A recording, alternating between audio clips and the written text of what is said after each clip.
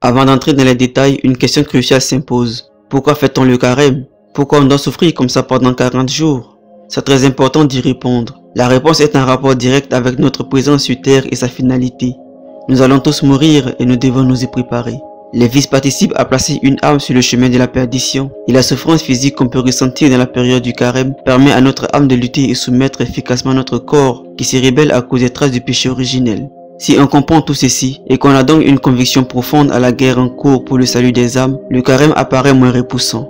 Par cette vidéo, j'espère que ceux d'entre vous qui craignez le carême et vivez les jours avec réticence et colère, vous transformerez votre crainte en assurance. Alors qu'est-ce qu'on peut dire sur cette loi des jeûnes dont fait partie le carême? Les lois ecclésiastiques ou disciplinaires sont des lois humaines pouvant subir des changements, ce qui ne peut aucunement arriver avec des lois divines, dogmes. Donc pour la loi des jeûnes qui n'est pas dogmatique mais appartient aux lois disciplinaires qui peuvent changer en ce qui concerne le carême, la loi en vigueur depuis Pie XII et qui est utilisée par le monastère de la Très Sainte Famille est en effet plus souple qu'au temps de la tradition des siècles passés.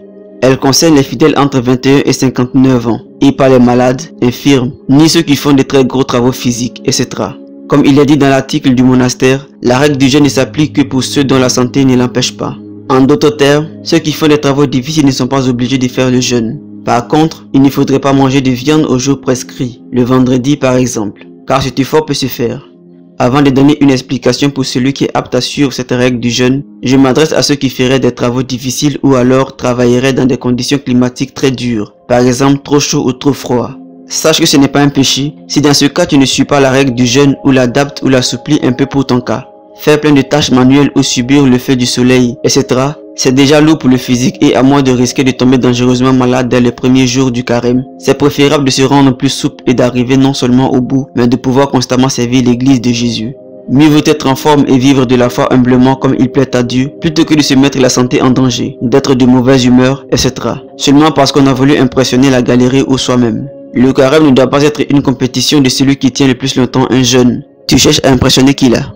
Discerne bien les esprits pour savoir si tes suggestions de passer le carême en imitant un grand saint de l'église ne viennent pas en fait du démon, qui saura que plusieurs jours plus tard tu tomberas et que tu n'auras pas complètement quitté l'église par dégoût. Tu seras absent à ton poste pour aider le prochain par exemple, que tu seras hors jeu. Les grands saints demandaient les grâces de Dieu et Dieu les utilisait pour témoigner de sa gloire. Il faut accepter de faire la volonté de Dieu et de le servir en notre état, avec humilité. Les catholiques ne mangent pas tous comme le faisait un saint ermite. Chacun a son rôle et c'est mal de forcer à être ce que Dieu ne veut pas qu'on soit. Celui qui serait dans la catégorie des travaux difficiles peut donc ne pas hésiter à prendre ce qu'il faut pour accomplir son travail durant les jours normaux, même prendre un en cas dans une pause s'il en a besoin. Le travail physique est à bien des égards similaire aux jeûnes de toute façon. Ce n'est pas pour rien que ceux qui ont des courbatures disent que c'est comme si on les avait battus avec des bâtons. L'objectif vertueux vers lequel un ouvrier doit tendre, c'est de faire son travail correctement sans se plaindre. Est-ce que tu peux passer une journée au travail sans te plaindre de façon très négative? Au lieu d'impressionner les gens par une apparence fortement amaigrie, essaie plutôt d'impressionner Jésus en sachant garder le contrôle sur toi-même et de ne pas te laisser emporter par tes mauvaises passions. Maintenant que c'est clair, on peut détailler un peu cet article du monastère. Par jour, pendant 40 jours, hormis le dimanche, tu as le droit à un repas principal, ou dedans ce repas majeur, tu as le droit à prendre de la viande. Ensuite, dans la journée, tu as le droit à 2 petits repas, cette fois sans viande. Et que si tu ajoutais ces 2 repas comme une formule mathématique, le résultat serait plus petit en composition que le repas principal pris dans la même journée. Dimanche fait exception, étant jour de fête. Donc même pendant le carême, tu peux manger et boire normalement avec des plaisirs comme un jour de fête le dimanche. Par plaisir, au lieu de te sentir gêné par ce terme, pense à Jésus ressuscité et qui a demandé à manger du poisson grillé auprès de ses apôtres. En ce jour de fête, après l'amertume de sa passion, le Christ n'a pas demandé de manger un poisson fade bouilli à l'eau, mais au contraire de le manger grillé, ce qui est bien plus savoureux. À l'époque de la tradition, la très large majorité des fidèles ne prenaient pas du tout de viande, et ce n'était probablement qu'un seul repas. La perfection dans l'art de passer le carême, c'est de viser à ça, à sacrifier durant la semaine ses repas préférés qu'on aime tant normalement prendre, ou par exemple, prendre que de l'eau quand on préférerait avoir une autre boisson, ou encore ne pas prendre de viande sauf les dimanches. Viser la perfection ne signifie pas se revendiquer d'être parfait, mais d'avancer humblement sur le chemin en prenant en compte nos faiblesses. Il est conseillé à tous d'avancer en visant la perfection, comme pour l'art de prier le rosaire. Chacun a son rythme, même si ça implique une pause durant, du moment que la règle générale n'est pas brisée et que l'esprit de pénitence demeure dans le cœur, en essayant de toujours garder à l'esprit la passion de Jésus et qu'on s'efforce de faire plus de sacrifices que moins, de ne pas y chercher des excuses ni des consolations à toutes les occasions. Un conseil pour viser à s'améliorer au mieux, c'est que j'ai décidé à ne pas manger pendant 40 jours un petit plaisir et de risquer au lieu de tout abandonner parce qu'on est frustré. On peut faire une pause ou quelques-unes dans la semaine. Par exemple, celui qui décide de ne boire que de l'eau sauf le dimanche, dans la logique des mesures peut observer une pause le mercredi et le samedi où il boirait d'autres boissons lui faisant plaisir. Les exemples de ce genre peuvent varier et s'adapter en fonction de chacun, le tout dans l'observation rigoureuse de ne pas manger de viande au jour prescrit.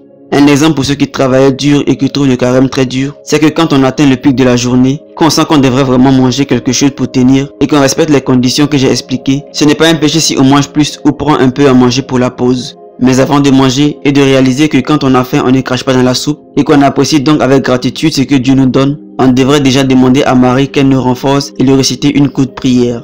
On dit à Marie qu'on a conscience de notre faiblesse, qu'on veut faire de notre mieux et qu'on a besoin d'aide. En prier une très courte prière comme le Je vous salue Marie dans ton cœur ou à voix haute, imagine-toi dans ton endroit tranquille et préféré. Faire comme si tu allais mourir, pour te rappeler qu'à l'heure de ta mort, ton corps te fera mal. Faire comme si tu allais mourir sans manger et pense que la prière est ton seul réconfort. Donc dans cette unique prière faite très calmement, imagine que c'est comme si tu manges du pain. En faisant ça, on s'entraîne à voir que la nourriture de l'âme est vraiment supérieure car elle nourrit notre âme éternelle. Durant le carême et les jeûnes en général, entraîne-toi à méditer et constater qu'on peut se passer de nourriture et que la nourriture de l'âme est plus importante. Et que si on ne règle pas correctement le manger, alors on risque de tomber dans plein de vices. Tout ceci forge l'âme. La meilleure pénitence est celle qui est intérieure, de ne plus pécher. C'est lutter contre ses mauvaises passions.